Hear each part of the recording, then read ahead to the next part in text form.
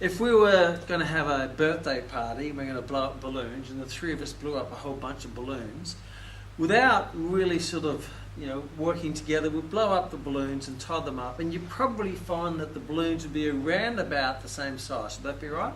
Because when you're blowing it up, you're going, okay, that's not enough. So you keep blowing it up, and you sort of know if I keep going, that's probably too far, where it's going to pop.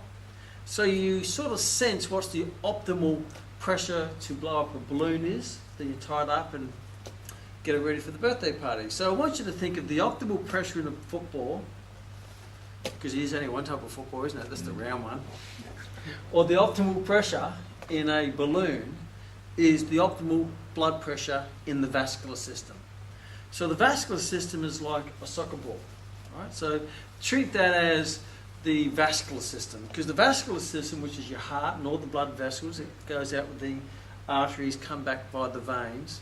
It's a closed system, unless you get a knife and you're hemorrhaging, right? In the femoral artery, as one of my samurai slicers would do.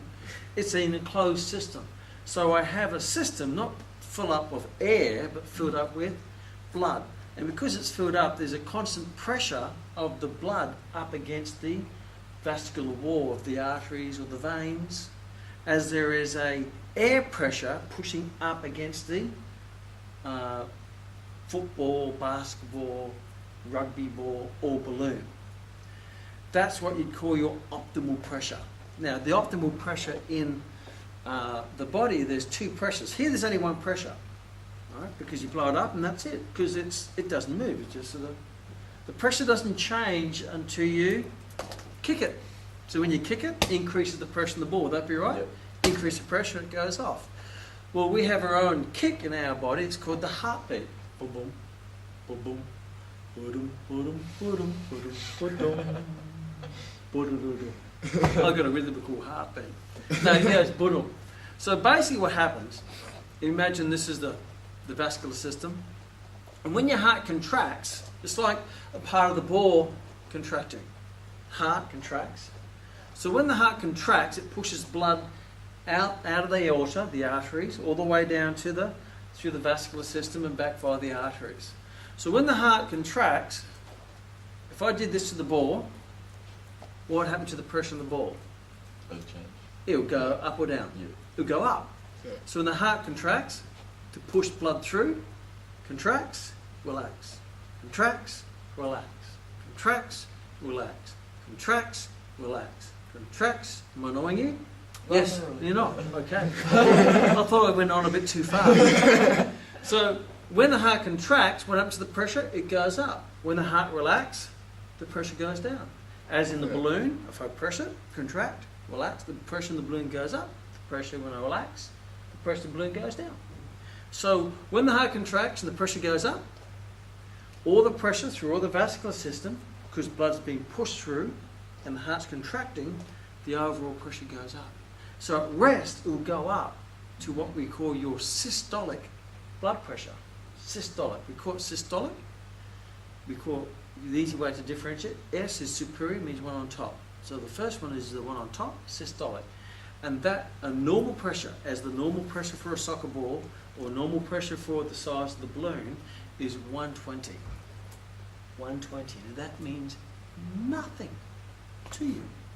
But what it represents is 120 mmHg, which is milligrams of mercury. Because in the old days, before we used the little calipers and the electronic ones, we'd have a little, what we call a sphygmometer, which is there, and you pump it up and the mercury would go up a tube. And there'd be 120, which is 120 millimeters of mercury going up the tube. So 120 would be optimal vascular blood pressure when the heart contracts.